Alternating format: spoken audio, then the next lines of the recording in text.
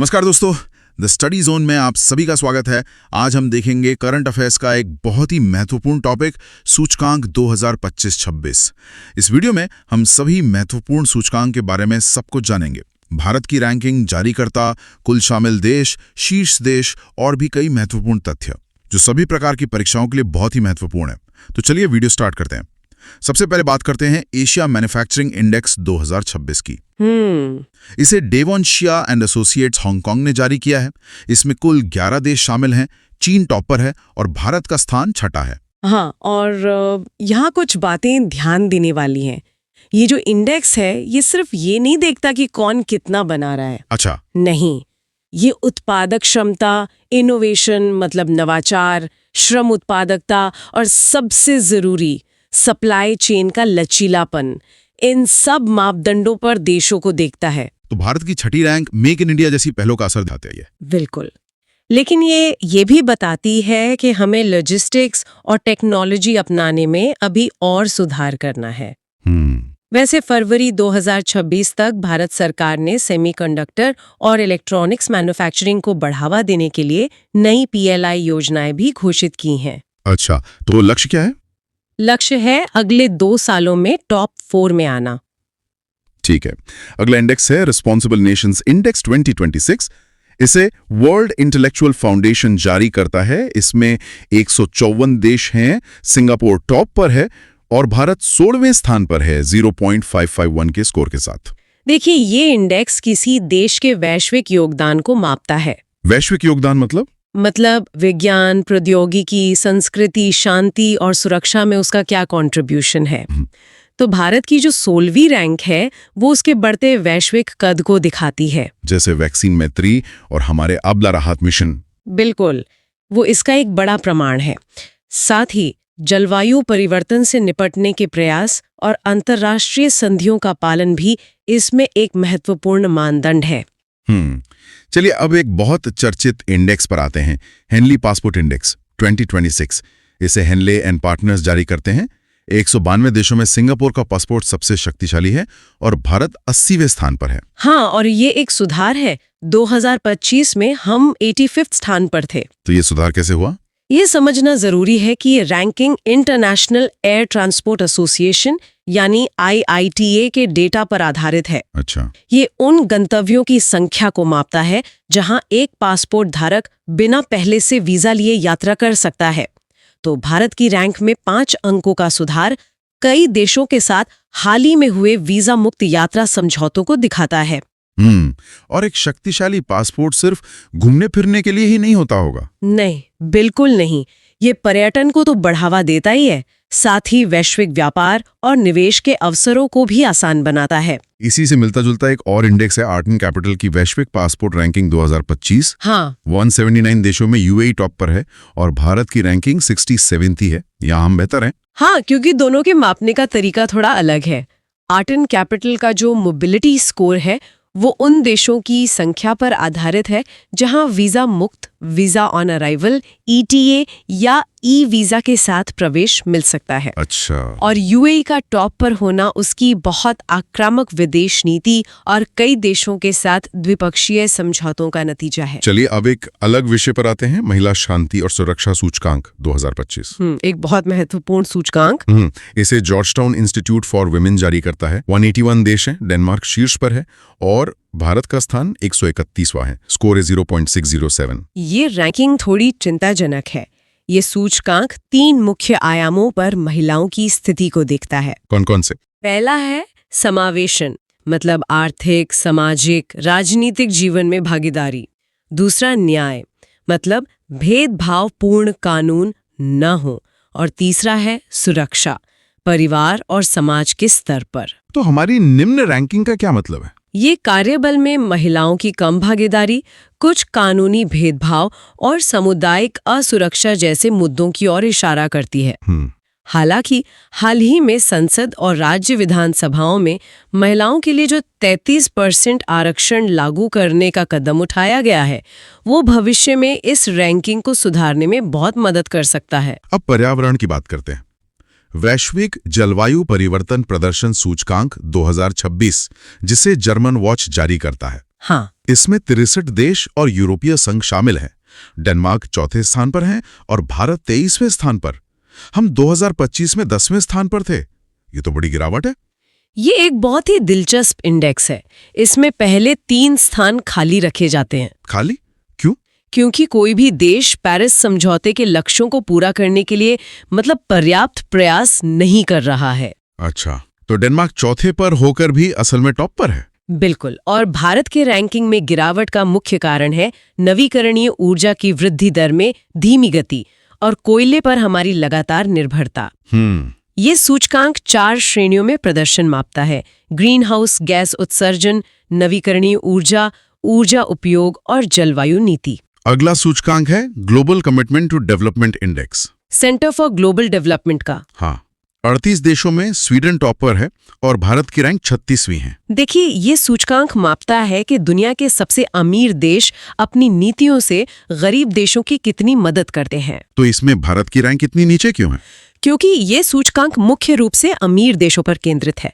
भारत का 36वां स्थान असल में ये दिखाता है कि एक विकासशील देश होने के बावजूद भारत दूसरे कम विकसित देशों को सहायता और प्रौद्योगिकी हस्तांतरण में योगदान दे रहा है। अच्छा, तो ये हमारे लिए एक पॉजिटिव बात है। एक तरह से हाँ। पर्यावरण से जुड़ा एक और सूचकांक, वैश्विक जलवायु जोखिम सूचकांक 2025, इसे भी जर्मन वॉच ही जारी करता है। इसमें यूनाइटेड किंगडम टॉप पर है और भारत 15वें स्थान पर है। 2024 में हम 10वें पर थे। यहाँ ये समझना जरूरी है कि इस इंडेक्स में रैंकिंग जितनी कम होती है, जोखिम उतना ही ज्यादा माना जाता है। ओह, तो 15वां स्थान मतलब ज्यादा जोखिम। बिल्कुल। ये सूचकांक पिछले साल में तूफान, बाढ़, हीट वेव जैसी चरम मौसम की घटनाओं से देशों पर पड़े प्रभाव का विश्लेषण करता है। भारत की उच्च रैंकिंग मतलब ज्यादा जोखिम उसकी भौगोलिक स्थिति और बड़ी आबादी के कारण है। अब रक्षा क्षेत्र की बात करते हैं। ग्लोबल फायर पावर इंडेक्स 2025, इसे globalfirepower.com जारी करता है। 145 देशों में अमेरिका टॉप पर है और भारत चौथे स्थान पर। 2024 में भी हम चौथे पर ही थे। हाँ, और ये रैंकिंग 60 से ज्यादा कारकों पर आधारित है: सैनिकों की संख्या, सैन्योपकरण, वित्तीय स्थिरता, लॉजिस्टिक क्षमता, भौगोलिक स्थिति, सब कुछ।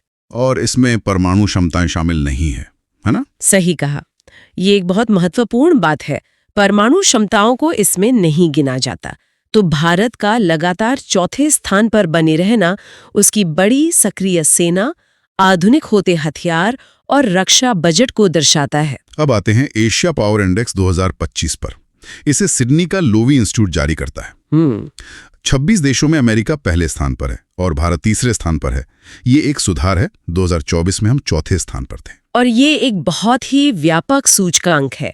ये एशिया में किसी देश के प्रभाव को 8 मापदंडों पर मापता है, जैसे कि आर्थिक क्षमता, सैन्य क्षमता, लचीलापन, भविष्य के संसाधन, आर्थिक संबंध, रक्षा नेटवर्क, कूटनीतिक प्रभाव और सांस्कृतिक प्रभाव। तो हमारी रैंकिंग में सुधार का कारण हमारी बढ़ती अर्थव्यवस्था और क्वाड जैसे रणनीतिक गठबंधनों में हमारी सक्रिय भागीदारी। ठीक है।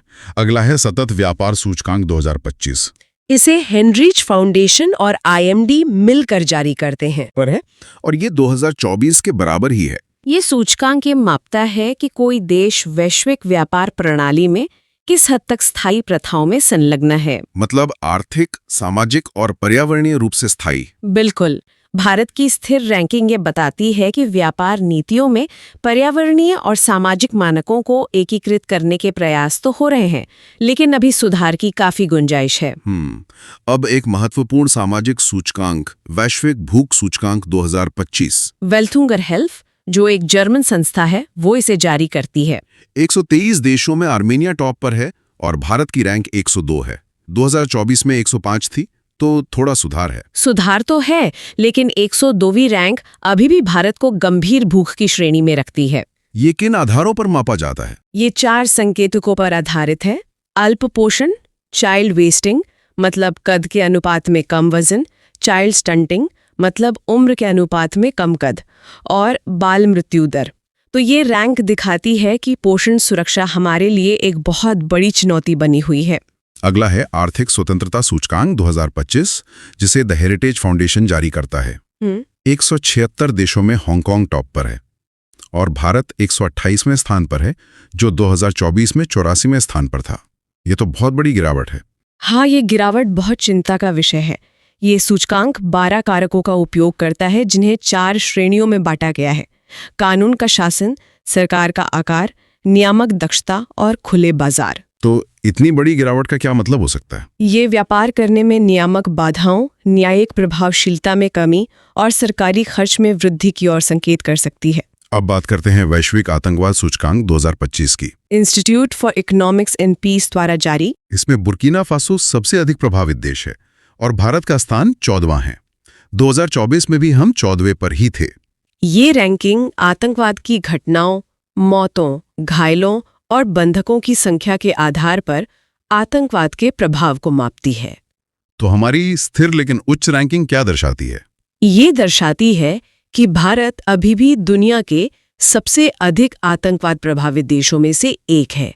हालांकि अच्छी बात यह है कि पिछले कुछ वर्षों में हमलों की संख्या में कमी आई है। अब शहरों की सुरक्षा पर एक नजर डालते हैं। न्यूबियो सेफ्टी इंडेक्स 2025। इसे क्राउड सोर्स्ड डेटाबेस न्यूबियो जारी करता है। अबू धाबी दुनिया का सबसे सुरक्षित शहर है और भारत का स्थान 67वां है, 55.8 के स्कोर के साथ। ये इंडेक्स वेबसाइट के उपयोगकर्ताओं द्वारा दिए गए सर्वेक्षण डेटा पर आधारित है। अच्छा, तो ये एक तरह से लोगों की धारणा पर आधारित है। ये नागरिकों के सुरक्षा के अनुभव को दर्शाता है। टेक्नोलॉजी के क्षेत्र में वैश्विक एआई नवाचार इंडेक्स 2025, जिसे लिंक्ड सॉफ्टवेयर कंपनी जारी करती है। इसमें अमेरिका टॉप पर है और भारत की रैंक 7वीं है, जो 2024 में 24वीं थी। बिल्कुल, ये एक असाधारण उछाल है। बिल्कुल। ये सूचकांक एआई प्रतिभा, अनुसंधान, स्टार्टअप इकोसिस्टम और सरकारी नीतियों जैसे कारकों पर आधारित है।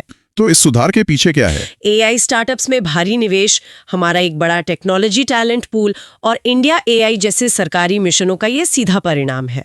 और नवाचार से जुड़ा एक और सूचकांक मतलब इंडेक्स है वैश्विक नवाचार सूचकांक 2025। हाँ, जिसे विश्व बौद्धिक संपदा संगठन यानी WIPO जारी करता है। 139 देशों में स्विट्जरलैंड टॉप पर है और भारत की रैंक 38वीं है।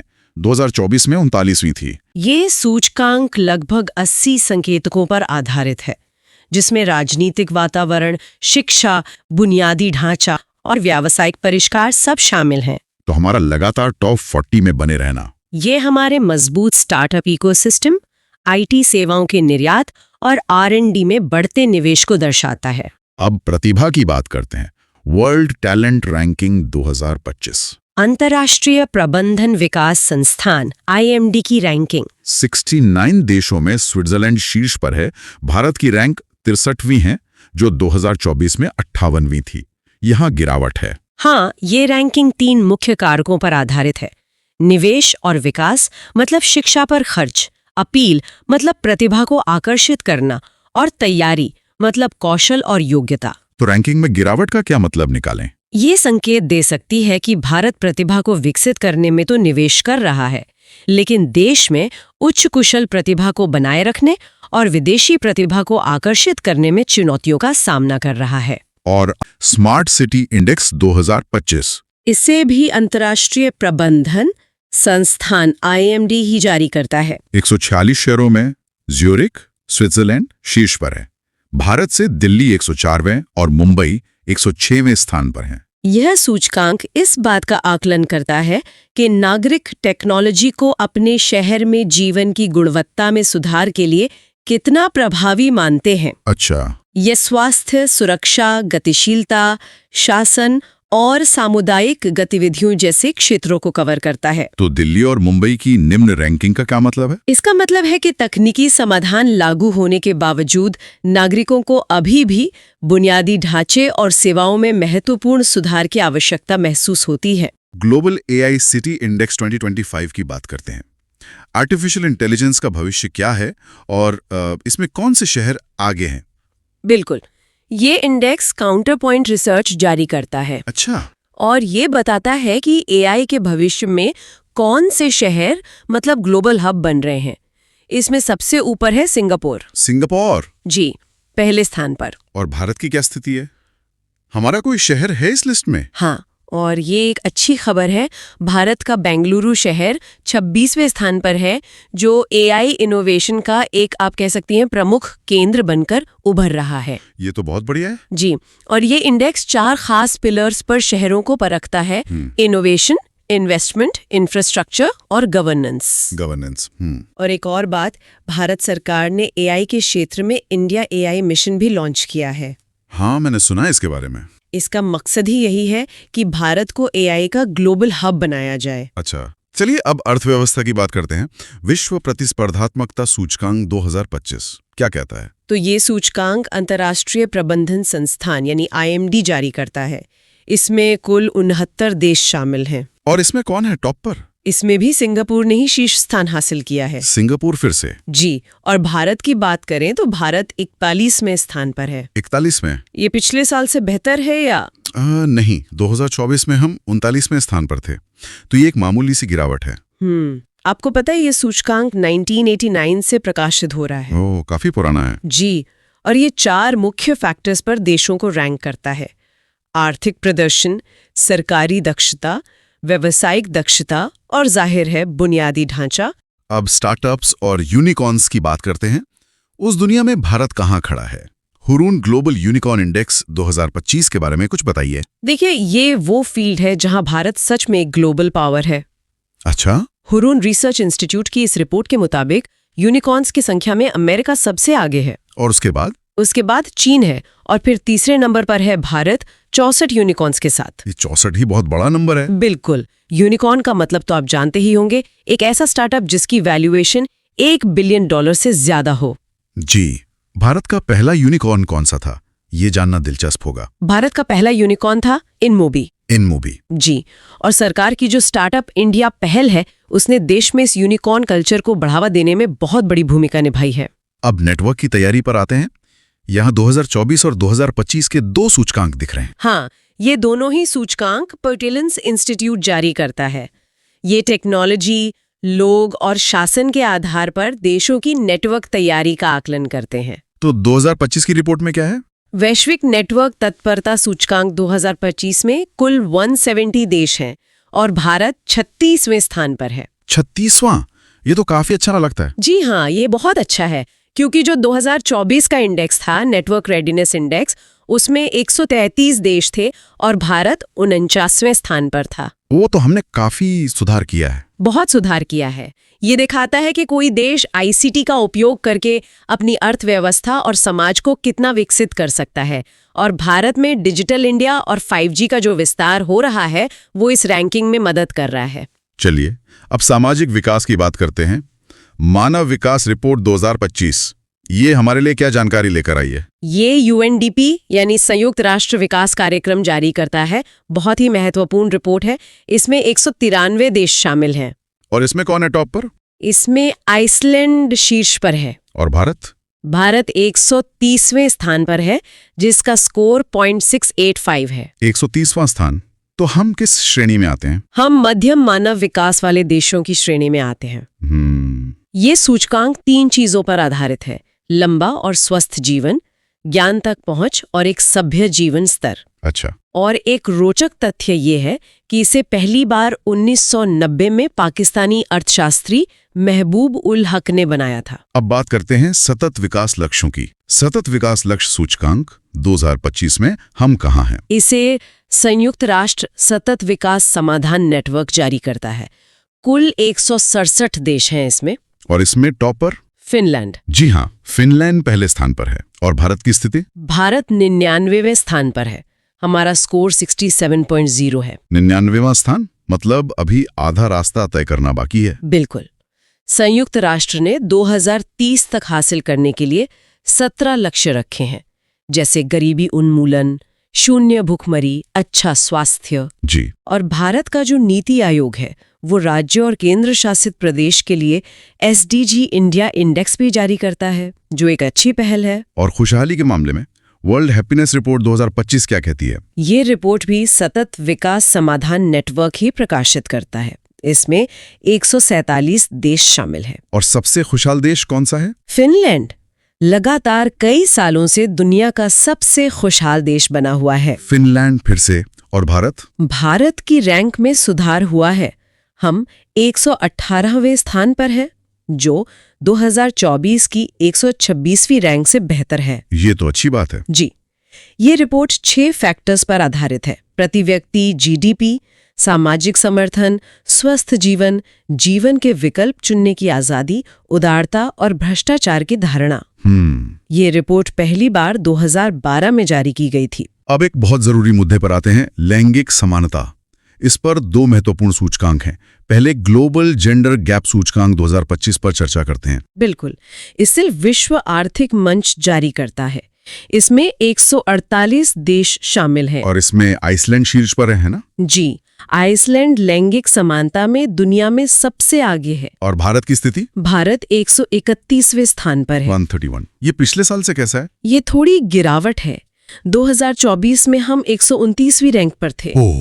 ये इंडेक्स 4 क्षेत्रों में लैंगिक अंतर को मापता है: आर्थिक भागीदारी और अवसर, शिक्षा, स्वास्थ्य और राजनीतिक सशक्तिकरण। तो हम कहाँ पिछड़ रहे हैं? राजनीतिक सशक्तिकरण में हमने बेहतर किया है, लेकिन आर्थिक भागीदारी में हम अभी भी काफी पीछे हैं। अच्छा, और दूसरा सूचकांक है लैंगिक असमानता सूचकांक 2025। ये पहले वाले से अलग कैसे है? हाँ, ये यूएनडीपी की मानव विकास रिपोर्ट का ही एक हिस्सा है।